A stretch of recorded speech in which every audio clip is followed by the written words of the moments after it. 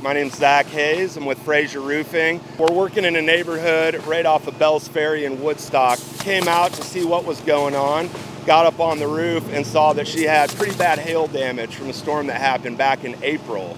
So we filed an insurance claim. A couple days later, we had the adjuster out. A couple days after that, we had the approved scope. And a couple weeks after that, we had her scheduled to get the roof done. And here we are today. We've got a happy client and we're happy to be doing the job. All right, so we're on the back side of the house. This is where the leak was at. And the problem here is we've got a really low pitch roof. It's one pitch right above the porch. And the previous contractor that installed this roof had installed a 30-year architectural shingle on it. And what was happening is the water was pooling up and wasn't shedding the way it was supposed to.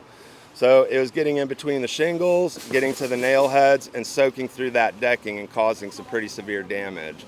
So what we're going to be doing today is putting rolled roofing on this low pitch slope, make sure that that water is shedding properly. This is a little strip of the rolled roofing that we're installing up here. It's got a very sticky adhesive on the back to it, which is going to bond to the decking, creating a waterproof barrier on that part of the decking, not allowing any water to penetrate through and rot the decking out as it was before. We made this video today to educate you on how to properly install a roof, especially on a low pitch surface. There's a lot of contractors out here to choose from, and if you're looking for a contractor that has the experience and the knowledge, give Fraser a call. We'd love the opportunity to work with you. Hope you have a great day.